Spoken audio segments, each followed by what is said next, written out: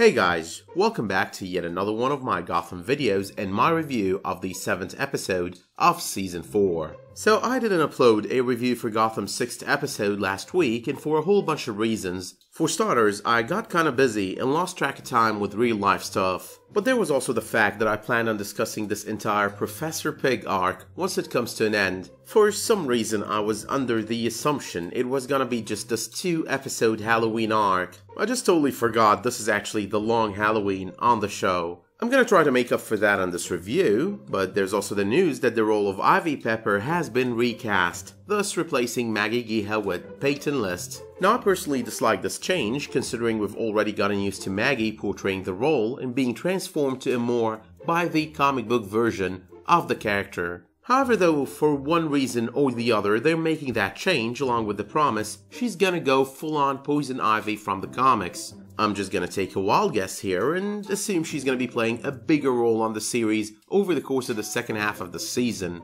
Other than problems with the actress herself, that's probably the only other reason I could see them going for such a change. They probably needed a bigger, possibly more experienced name to play the role. But enough about Poison Ivy, the two actresses portraying her, let's head straight into business. Now one of the amazing things about Gotham is while it deals with this new villain, the show's world does not just revolve around him. You'll always just find dots being connected, bridging previous episodes to future ones and furthering other individual arcs. That in my opinion has always been a core ingredient in Gotham's recipe for success. And that exactly is what's been going on over the course of these 2 episodes. So while last week's episode wasn't really the best this season, it did build up towards this week's episode, which in my opinion was actually the best so far. Now Professor Pig is probably gonna be the major villain for the rest of the long Halloween arc. He's portrayed in more of an anti-hero light, sort of like Vigilante on Arrow. So he's basically someone who's trying to minimize crime and corruption in Gotham by committing crimes himself to achieve said goal. As a result, he's been targeting all these corrupt cops on Penguin's payroll and making an example out of them.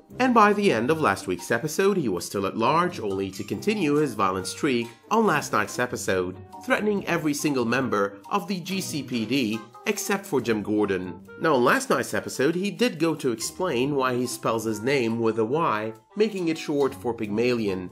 Now Pygmalion is both a Greek mythological character as well as the name of a play based on said character and written by George Bernard Shaw. In a nutshell, Pygmalion created an ivory statue of the perfect woman, fell in love with his statue, made offerings to Aphrodite at the hopes of it coming to life, and his wish was actually granted. So in a manner of speaking, his name references his wanting to make Gotham the perfect city from his own perspective and in his own way. On another note, there were many other adaptations of the George Bernard Shaw play, the most recognizable of which is the musical My Fair Lady. So, in other words, Professor Pig thinks of himself as Professor Henry Higgins from My Fair Lady and thinks of Gotham as Eliza Doolittle. But anyway, that twist with the cop they saved actually being Professor Pig. Now I don't want to sound like I'm trying to act like a know-it-all or something, but I did see that one coming. Then I got thrown off when he kinda tipped Jim on where to find Pig. There are actually 2 reasons why I actually saw that one coming. One, there was no good reason why Pig would leave this one cop alive.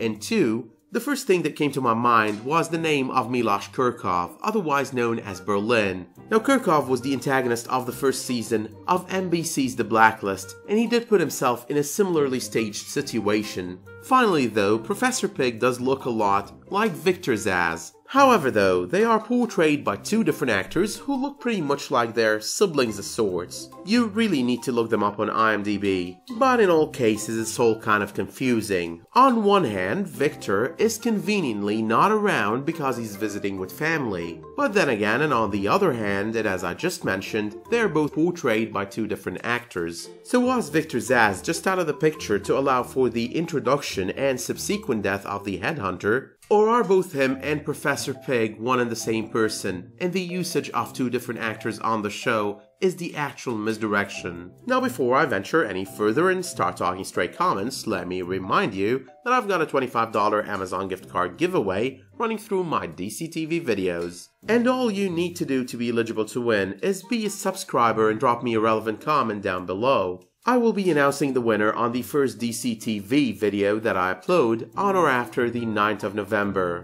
But that being said, let's get into my usual stray comments for this week's episode. Number 1. So, there was no Bruce Wayne last week. We haven't really seen him since the previous episode in which he killed Ra's al Ghul. This week though, he came back different, starting with being an ass to one of the help in his mansion, and then to Alfred. And he does confide in Alfred that he's not really feeling bad or guilty over killing Ra's al Ghul, but rather feeling angry. So he's kind of letting a little bit of the darkness into him. With this arc of the show being titled The Dark Knight, I kind of think the show's take on this comic book title is going to be different. It won't just be limited to him working in the shadows and out and away from the legal system. Instead, it seems to be taking the dark in its title literally, thus allowing some darkness to creep into his soul. How long is this kind of thing gonna extend for? I'm not really sure, but I think it's gonna extend over the course of the rest of this arc at least. So some lines are gonna get real blurry for Bruce Wayne. Number 2. Bruce seems to have gotten himself a girl over the course of this episode, Grace, who's also a former classmate of his. So Grace takes him to a gathering with other former classmates, one of whom is the guy Bruce beat up so hard on season 1. Now I'm not entirely sure what the objective was of that whole sequence with him, Grace, and all those former classmates, but I believe it is safe to assume the show is kind of building up his public, rich, reckless playboy, and a bit of an asshole persona from the comics. At least this is the kind of hint I got from his final scene on this episode. But of course the other possibility there is all about him dealing with his current emotional state by doing all the crazy things he's doing everything he's not really supposed to do. Then again, maybe it is a mix of both. Number 3. The Headhunter, Penguin's new bodyguard on this episode, is known in the comics as an assassin who does put 2 bullets in the heads of his targets. His one major appearance in the comics though was all about being hired to put said bullets in James Gordon's head. Number 4. Now it has been a while since we got to watch both Jim and Harvey in the field together. So watching that sort of thing on last week's episode was a pretty nice callback to seasons 1, 2, and 3. Even Jim's continuous overdramatic rage issues from every single episode were dropped on last week's episode. Instead, he did pick up a more funny tone while working with Harvey. But that of course was kinda doomed. The Professor Pig arc brought us the reveal that Harvey has been on Penguin's payroll for a while now. And while Jim seems hellbent over stopping this arrangement they've got going there, on this episode Harvey took it a step further. With most of the GCPD cops skipping town to avoid being taken down by Professor Pig, he enlists the help of Penguin to deal with the new villain in town. It is actually kinda sad how after over 2 seasons of Harvey going good cop, he decides to make all the wrong choices.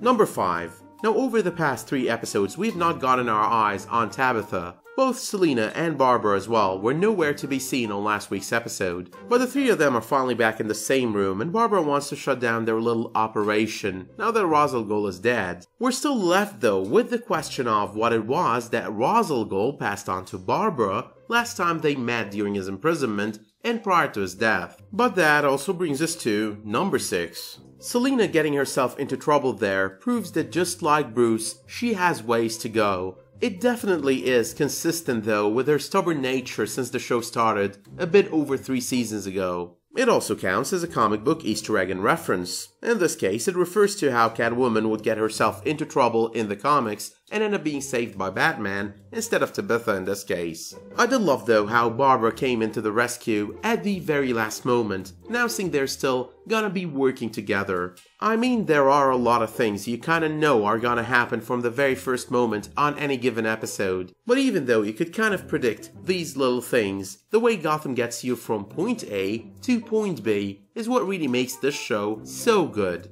Number 7 though, Sophia Falcone. She's definitely becoming one of my favorites this season. Now she is clearly preying on Oswald's loneliness, his need for company, the loss of his mother a couple of seasons ago, and all that good stuff. Obviously as well, she's gaining more and more of Penguin's trust with each and every episode. Now that was kind of pretty evident with the events of last week's episode, the orphanage, and Zaz almost convincing Penguin she was not worthy of his trust. But instead, she had it all planned and figured out then, and she had it all planned and figured out on last night's episode. For starters, she just pushed Penguin into making a big mistake while advising him to do otherwise. In the meanwhile, and as an added bonus, Jim Gordon was made into the hero of Gotham. So I'm kind of expecting over the course of the next few episodes, we're gonna see a Penguin more trusting of Sophia Falcone. I can see her pretty much over the next few episodes becoming his advisor, his Tom Hagen pretty much, a consigliere of sorts.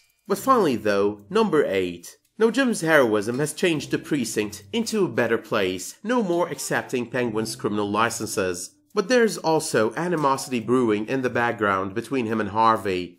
And it is clear Harvey there is the initiator of such animosity and hatred. I am definitely hoping though that this won't lead into an irreparable fallout between the two of them. But all in all though, it was a pretty good episode with lots of developments on almost all fronts. Professor Pig was an okay villain last week, but this week, he just shined. He became more of a magnificent adversary to James Gordon. And it is definitely going to be fun watching him and Jim over the next few episodes challenge one another all the way. Now on this episode, we got nothing on Solomon Grundy, Lee Tompkins, and Edward Nygma. They did happen to be featured heavily on last week's episode, so if they do show up on next week's episode, I'll be discussing that along with the events of the new episode as well. But for the time being, let me know in the comments what you thought of the episode and all the arcs it entailed. Let me know as well if you liked the content of this video by dropping it a much appreciated like. And while you're at it, you can always subscribe and enable notifications for my future videos. However though, until I see you next time, thank you all for watching and have a good one.